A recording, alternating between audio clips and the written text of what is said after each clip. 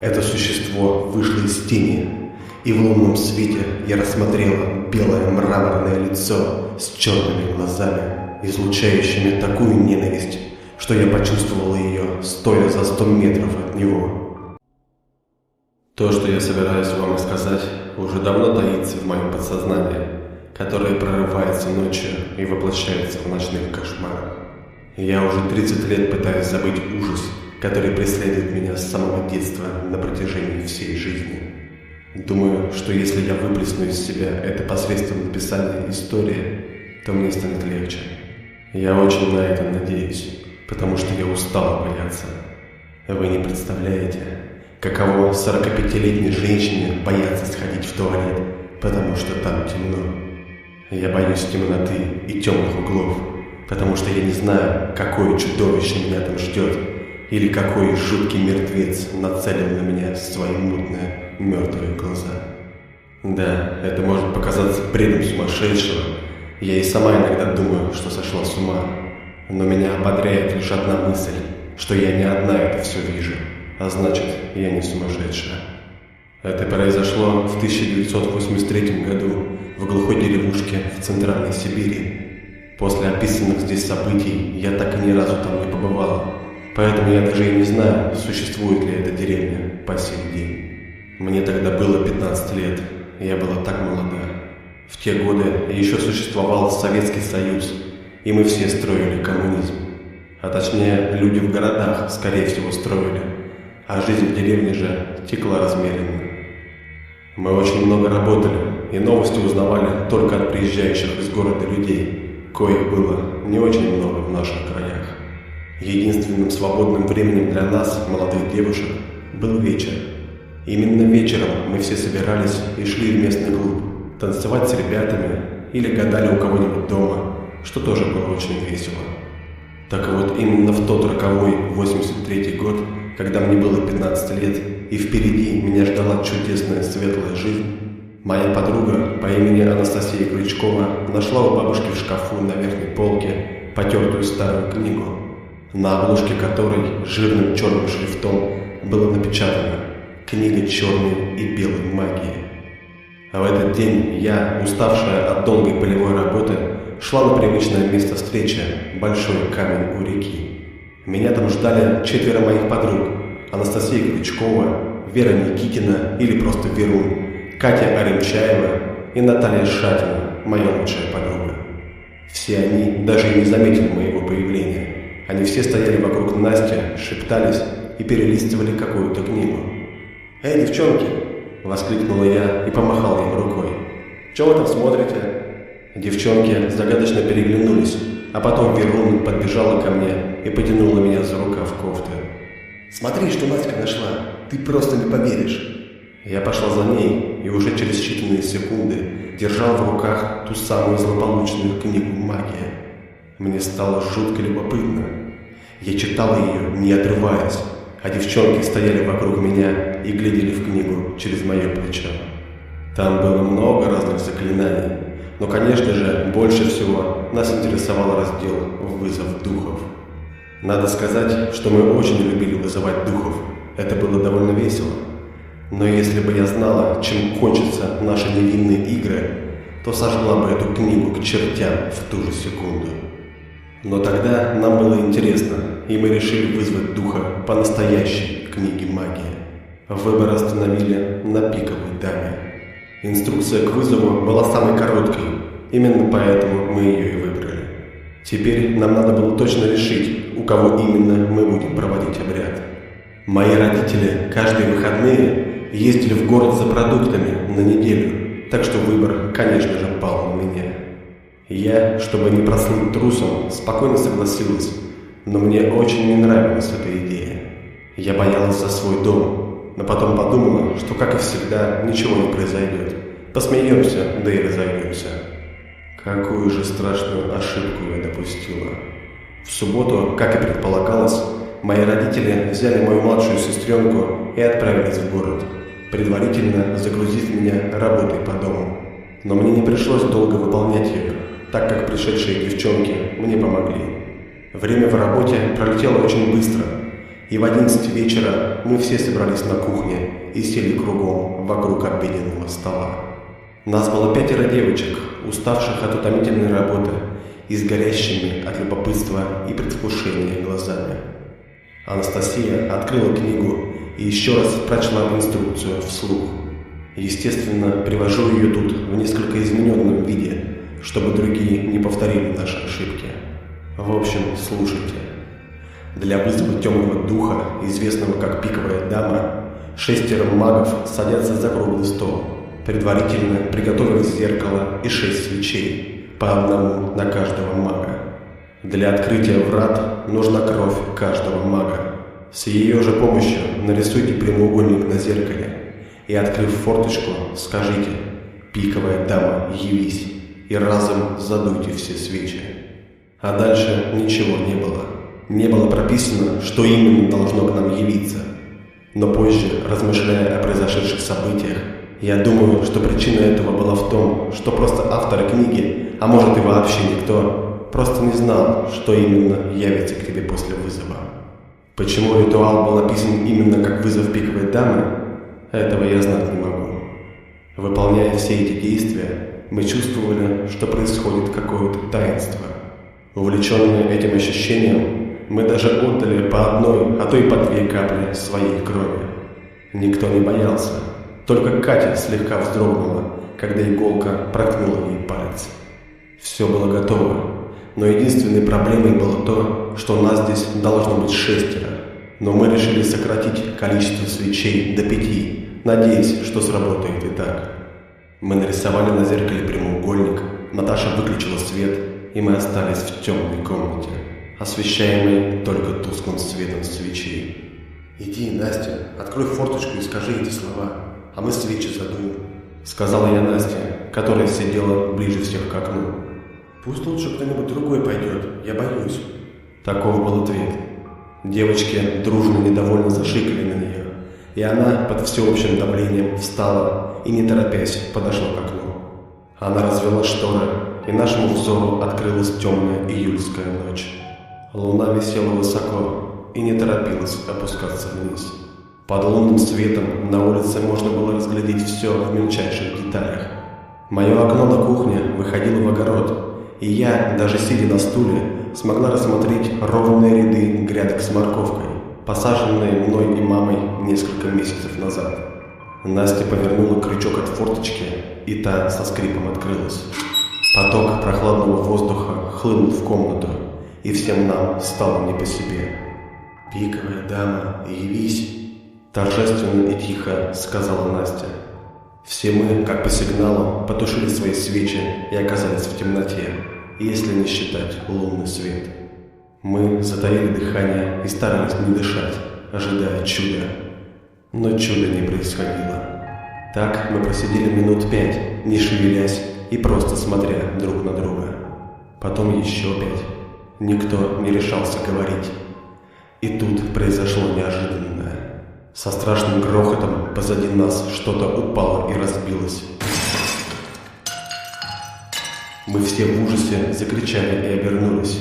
Но каково же было наше облегчение, когда мы увидели моего рыжего кота Ваську, который в попытках достать рыбу в тарелке, которую оставил на печке мой папа, уронил ее, чем до смерти нас всех перепугал. Хотя, кажется, он и сам испугался поболее нашего. Но, как мы поняли позже, испугался он вовсе не нас. Сдерживаться мы больше не могли и дружно захохотали. Мы смеялись больше от перенапряжения, и все облегченно вздыхали. Я видела по лицам моих подруг, что они рады тому, что, как обычно, ничего не произошло. Настя, все это время стоявшая у окна, пошла включать свет, так как ничего не произошло и уже не могло произойти.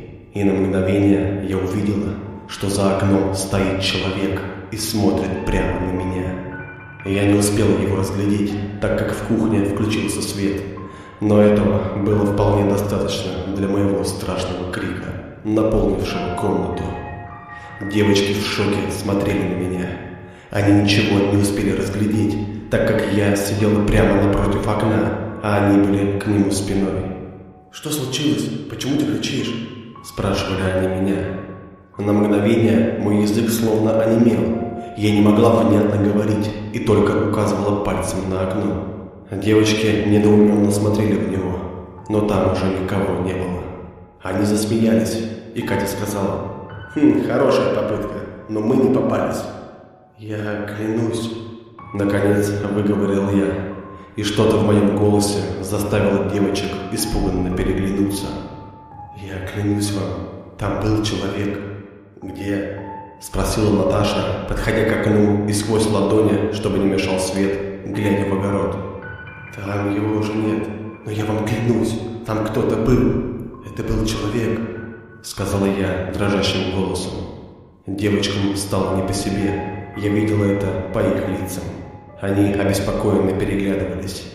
«Может, это кто-то к твоим родителям зашел?» — предположила Катя, окончательно поверив в правдивость моих слов.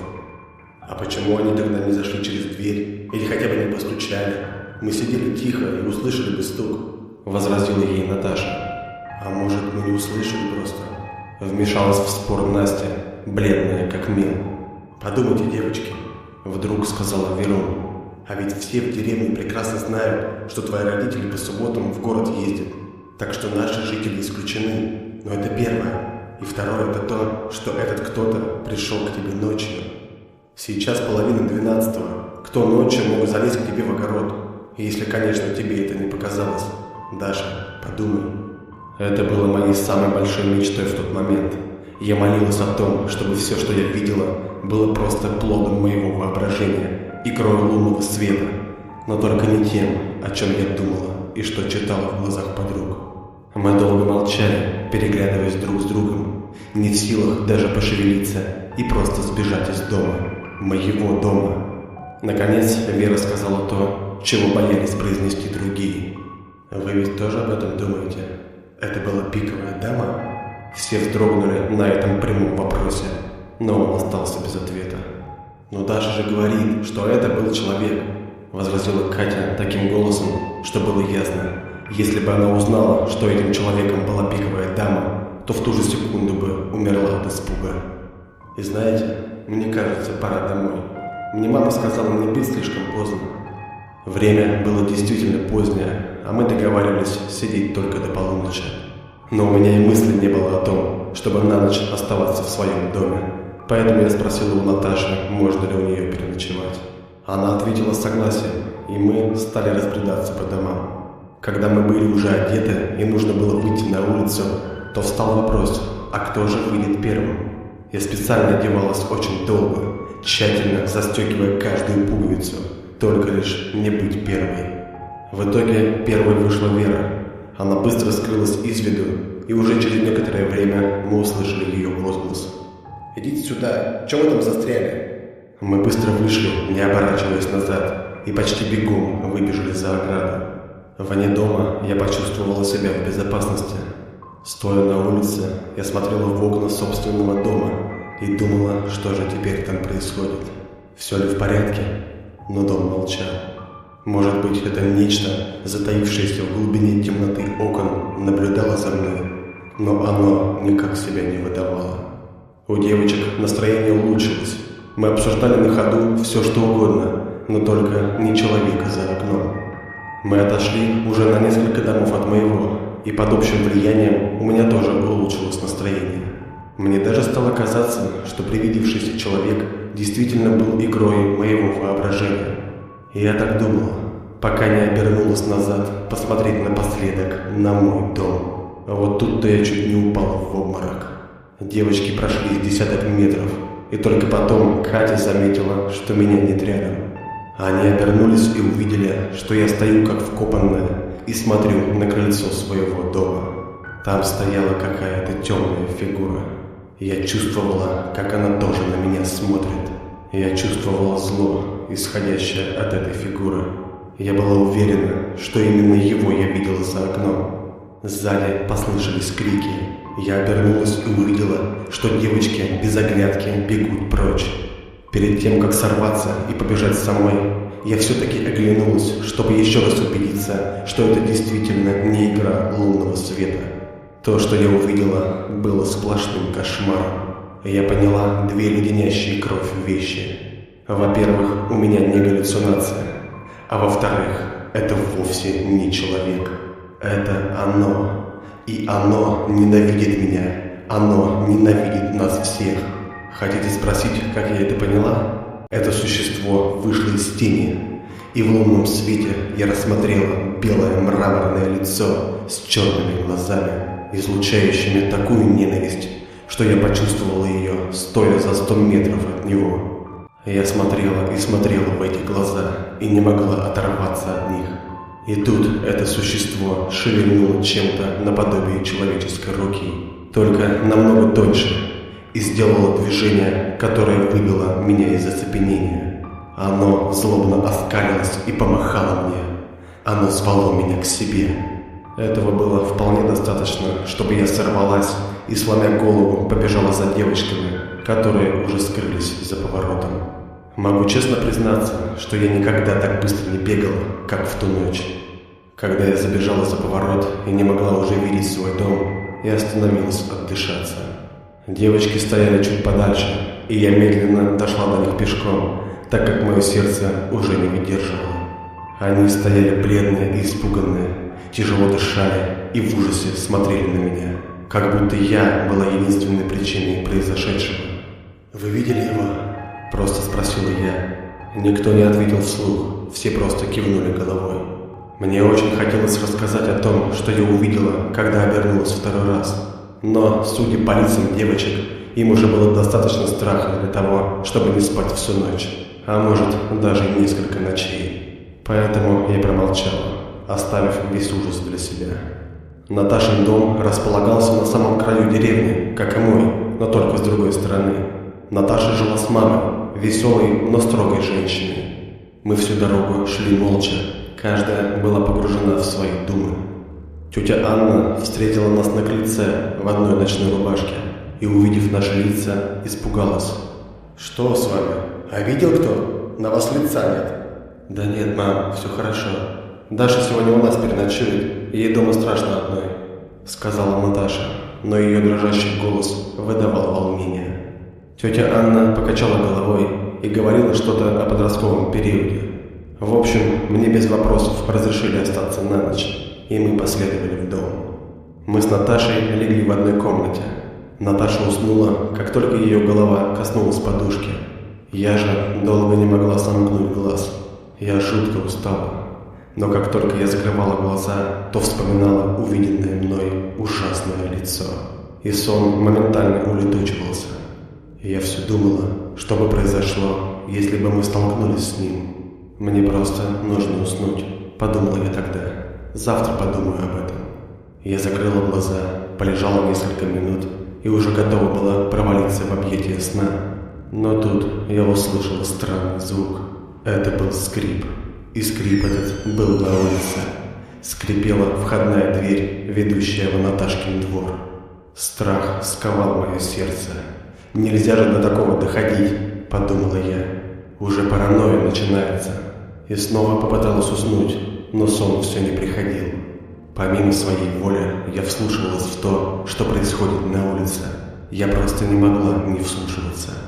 Скрип повторился, и меня пробрал озноб. Скрип был не снаружи, а внутри дома. Скрипела дверь, ведущая из гостиной в коридор. У Наташи не было двери в комнате, и у меня просто не хватило духу посмотреть в проем двери. Теперь я знала, что оно уже здесь, стоит прямо в дверях и смотрит на меня. Я чувствовала кожей исходящую от него ненависть. Где-то я слышала, что лучший способ уберечься от нечисти – это притвориться спящим. А будто бы они не любят убивать людей, не видя страха в их глазах. Я зажмурила глаза так сильно, что они заболели. И тут я услышала дикий вопль, словно кричало раненое животное. Сказать, что сердце у меня ушло в пятки, это значит ничего не сказать.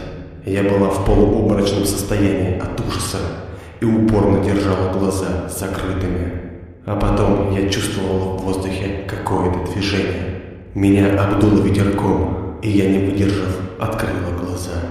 Надо мной, склонившись, стояло оно. Последнее, что я помню перед мгновенной потерей сознания, это уже знакомые мне черные глаза, полные ненависти. Это был конец, и я отключилась. На следующий день я проснулась и похолодела, вспомнив весь кошмар, произошедший с нами ночью. Я считала, что все уже позади, и можно жить дальше, позабыв обо всем. Какой я была наивной. Ничего не закончилось. Существо, которое мы призвали, явилось не для того, чтобы оставить нас в покое. Это был лишь первый день предстоящего нам кошмара, длиною в жизнь, который начался с того самого невинного гадания. Впрочем, это уже совсем другая история.